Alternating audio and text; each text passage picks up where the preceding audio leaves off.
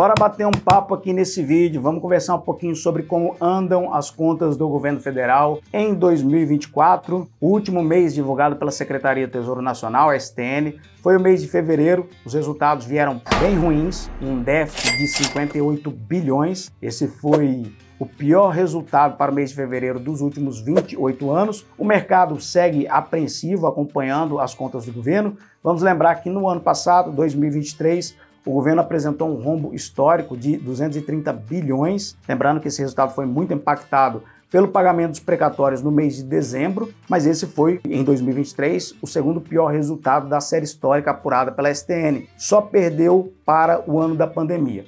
Então, o mercado está todo de olho acompanhando a execução do orçamento agora em 2024 e eu vou te mostrar os resultados das contas nesse primeiro bimestre, que é o bimestre que até agora é o que a Secretaria do Tesouro Nacional divulgou de informações que a gente tem para analisar. Vamos analisar esses resultados, lembrando que a análise aqui não é de qualidade do gasto público, porque quando eu fiz um vídeo, o último vídeo falando sobre o rombo de 2023, vieram um monte de gente aqui nos comentários, mas melhorou isso, ou fez aquilo. Não, a análise aqui é de números, é de resultado, é de matemática elementar, não é de qualidade dos gastos públicos, é uma análise isenta, fria de números e os números apontam cautela. Então a gente vai analisar isso daí, a gente precisa ter maturidade intelectual para analisar os dados. Se você não tem essa maturidade, infelizmente esse vídeo aqui não é para você. Então vamos lá. Você deve saber que os resultados das contas do governo impactam coisas da nossa vida, práticas, do nosso cotidiano. A gente sabe que se o governo gasta mais do que ganha, ele precisa equilibrar as contas, ou ele deve buscar equilibrar as contas. Como que ele faz isso? Ele pode aumentar tributos, e a gente vê uma série de medidas do governo federal, do Ministério da Fazenda, no sentido de aumentar a arrecadação. A gente vê tributação de offshore, a gente vê tributação de carteiras exclusivas, a gente vê proposta, projetos para tributar dividendos, e assim vai. Tem uma série de propostas aí no sentido de aumentar a arrecadação. Quando o governo gasta mais do que ganha, isso aumenta o estoque da dívida. Você está aumentando um pouquinho a sua dívida. Se você aumenta a sua dívida, você no próximo mês, você precisa pagar mais juros. Vai ficar mais caro para você manter essa dívida. Você vai precisar de mais dinheiro ainda. Então você vai ou refinanciar a sua dívida, ou seja, emitir mais título, e quando você faz isso, você concorre com o dinheiro da iniciativa privada. Então, o governo está tentando baixar juros, mas se ele continuar com déficit, isso vai prejudicar essa queda, vai limitar essa queda de juros. Porque uma hora o mercado vai falar, olha, nesses juros aqui eu não te financio, eu não compro seus títulos por esses juros aqui. E é por isso que as taxas de juros longa no Brasil elas são mais resistentes a essa queda da Selic. Depois eu explico um pouquinho mais para você entender melhor isso daí.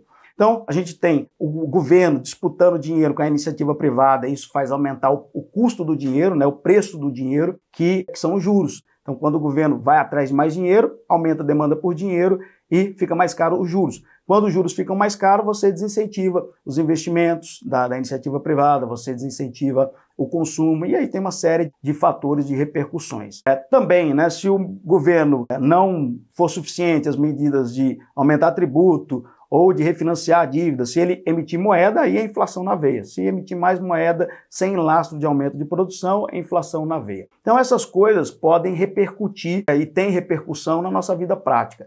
Por exemplo, se o governo continua baixando juros, mas não reduz o déficit, isso daí vai mostrar que as nossas taxas de curto prazo estão trazendo um spread menor quando olha para as taxas fora do Brasil, para as taxas, por exemplo, americanas. E aí o investidor vai sair daqui e vai buscar investir lá fora. Isso vai ter pressão no câmbio, isso vai aumentar, o dólar vai ficar mais caro, o real vai se desvalorizar. Então, é uma série de coisas que podem acontecer na nossa vida quando o governo não ajusta as suas contas. Feito esse disclaimer, lembrando que esse vídeo aqui é para quem tem maturidade intelectual, para analisar dados, informações, também não estou fazendo análise de qualidade de gasto público. Vamos agora analisar aqui os resultados divulgados pela Secretaria do Tesouro Nacional no mês de fevereiro. Vamos começar essa análise.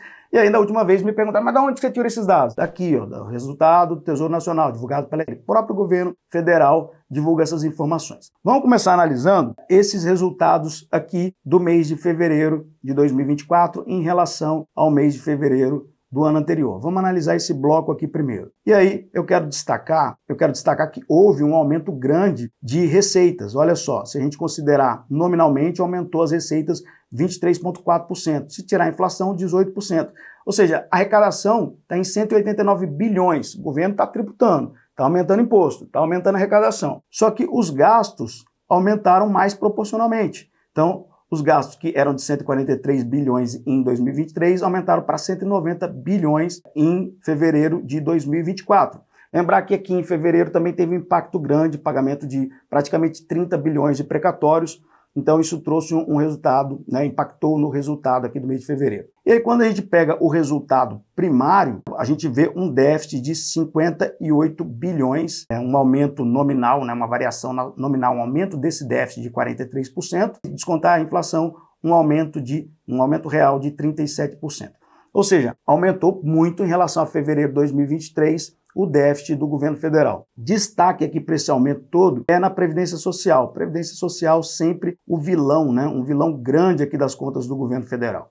Agora vamos analisar no bimestre, na execução do bimestre, quando a gente compara com o bimestre do ano anterior. Eu vou novamente destacar esse bloco aqui para a gente se concentrar nos resultados do bimestre de 2024 em relação a 2023. Receita aumentou 14%, a receita total está em 468 bilhões no bimestre. Despesas aumentou também mais do que proporcionalmente no bimestre, 349 bilhões, aumentou 22%. E o déficit primário, na verdade aqui houve um superávit. Então nós temos um superávit primário no bimestre de 20 bilhões, quase 21 bilhões. Só que no bimestre do ano anterior, de 2023, esse superávit aqui foi de 38 bilhões. Ou seja, houve uma queda no superávit de 45,3%.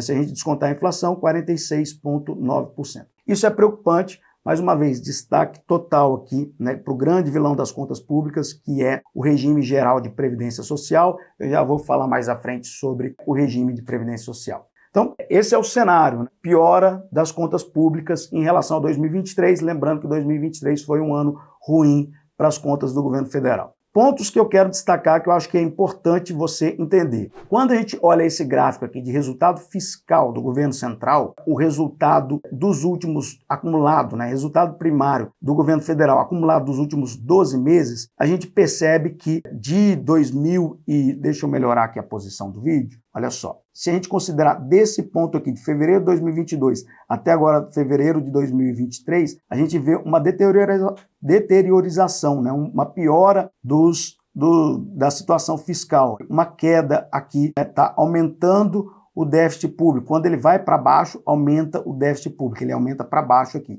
Está em 252 bilhões. Se a gente analisar aqui o que está dizendo o relatório, ó, o relatório está dizendo, ó, o resultado primário do governo central, acumulado dos 12 meses, até fevereiro, foi déficit de 252 bilhões,9, equivalente a 2,26% do PIB. Então, o resultado fiscal do governo federal vem piorando, né? O acumulado dos últimos 12 meses vem piorando. Estamos com 252 bilhões dos últimos 12 meses de resultado fiscal negativo, de déficit. Outro ponto que eu quero chamar a atenção aqui, que é importante, é em relação às metas, né? A atingimento das metas colocadas pelo governo. O resultado primário desse ano, no bimestre, como eu mostrei naquele demonstrativo, está positivo em 20,9 bilhões. Esse é o resultado primário acumulado do ano. Só que a previsão na LOA é que teria um superávit de 9,1 bilhões. Previsão na LOA, um orçamento aprovado pelo Congresso Nacional. Então foi aprovado no nosso orçamento do Brasil,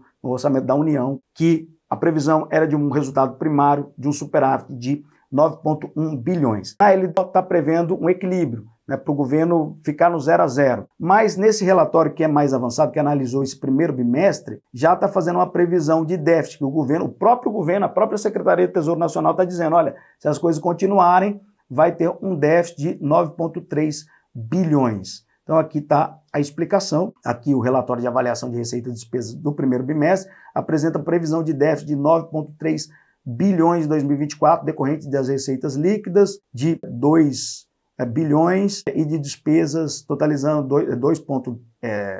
2 bilhões e 175 milhões, contra despesas de 2 bilhões e 184 milhões. Então, essa é a previsão. Inclusive, tem notícias que a ministra Simone Tebet está querendo agendar, alinhar com o ministro da Fazenda, Fernando Haddad. Eles estão querendo alinhar, né? Ela está querendo alinhar, está querendo uma agenda para discutir a questão da meta, se vai manter a meta ou se vai ter que rever a meta para 2024, a meta de resultado primário, para 2024, 2025. Outros pontos interessantes que eu tenho que chamar a atenção. Primeiro aqui, ó, o resultado geral da Previdência Social, o resultado do INSS, dos benefícios, da aposentadoria. Isso traz uma preocupação enorme porque vem aumentando o déficit. Se a gente olhar o resultado que era de déficit de 182 bilhões em fevereiro de 2023, de 282 bilhões, agora aumentou para 316 bilhões o déficit.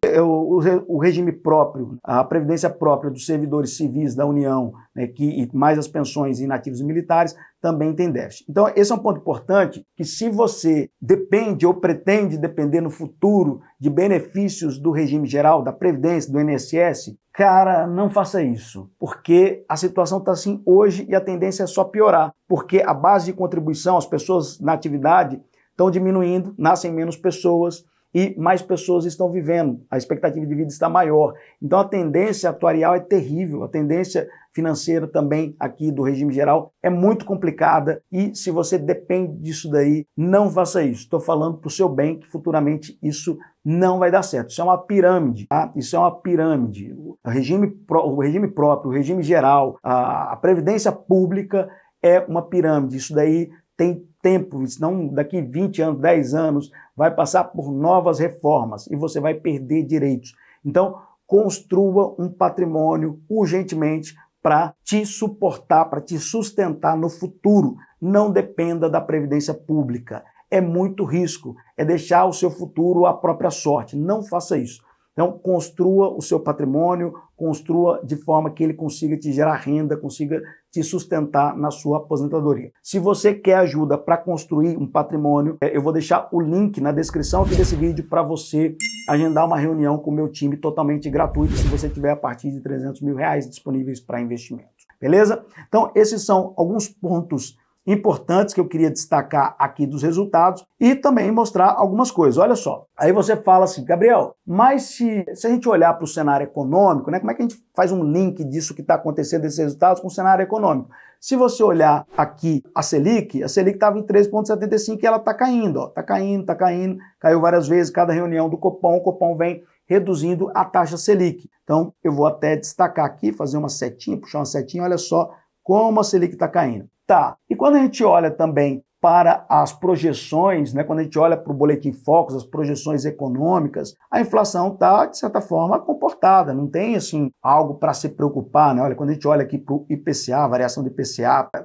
não está tão preocupante assim. Os agentes econômicos estão prevendo fechar o ano em 3,75 de inflação, é tranquilo. Ó, Selic, previsão de novas quedas, nós estamos em 10,75, fechar o ano em 9%, poxa, vai ser legal, né? Vai cair mais queda nas próximas reuniões. Só que aí é o seguinte, quando a gente olha para a curva de juros longa, e eu estou olhando aqui para os títulos que pagam IPCA, os títulos públicos que pagam IPCA mais uma taxa, são aquelas NTN-Bs, ou Tesouro Indexado à Inflação. Quando a gente olha as taxas de curto prazo, olha só, títulos que estão vencendo em um ano e meio, 2 anos, já caíram bastante os juros. Mas quando a gente olha para os juros longos, para as taxas longas, para aqueles contratos que vão vencer em 2040, 50, quando a gente tem bastante tempo pela frente, 2030, ou seja, conforme vai aumentando mais o prazo, as taxas são maiores, as taxas não caem, elas resistem, porque aí embute o risco do país. Então, o mercado financeiro, a bolsa, para ela ter um resultado positivo, e aí a bolsa ela tem uma relação inversa com os juros. Quando os juros caem, a bolsa era para estar subindo. E aí você fala, pô, por que a bolsa brasileira não está subindo? Se a gente pegar aqui o Ibovespa, está acumulando uma queda de 4,06 do ano até agora, até hoje, até abril. Por que não está? A Selic está caindo, por que a bolsa não está subindo? Porque os juros longos não caem, porque os juros longos embutem esse risco país, esse risco fiscal. Os agentes econômicos não acreditam que vai ter tanto espaço assim para cair juros se o governo não corrigir, não equilibrar as contas públicas. E aí, se o governo continuar baixando Selic, e não equilibrar das contas públicas, o spread entre os juros do Brasil e dos Estados Unidos vai diminuir e os investidores vão preferir investir lá, os investidores institucionais vão preferir investir lá. Isso vai pressionar o câmbio. E aí a gente já olha o câmbio aqui no Brasil, olha, o dólar subindo bastante esse ano, a gente percebe aqui que está sendo negociado em 5,06, um dólar valendo R$ 5,06, mas já teve aqui, começou o ano em 4,85, ou seja, a gente vê o dólar subindo e a bolsa caindo, e era para ser um ambiente em que a bolsa estivesse subindo, né? Porque a bolsa americana, dentro desse contexto de taxa de juros caindo, era Ibovespa está subindo. E quando a gente olha lá para fora, o S&P 500 está subindo já nesse ano 8,9%. Então, o que está segurando, o que está travando o melhor desempenho do mercado financeiro é, sem dúvida nenhuma, o resultado das contas públicas. Eu esqueci de te pedir o like. Até agora eu estou falando contigo, mas esqueci de te pedir o like. Deixa seu like aqui se você gostou desse vídeo, se você gostou desse conteúdo e se inscreve no canal. É muito importante para mim você se inscrever no canal se você gosta desse tipo de análise que não tem viés, uma análise que não tem viés político, analisando números, resultados, cenário macroeconômico, sem entrar para o campo político. Beleza? Te desejo um grande abraço, espero que esse conteúdo seja útil para você. Até o próximo vídeo, até semana que vem e vambora!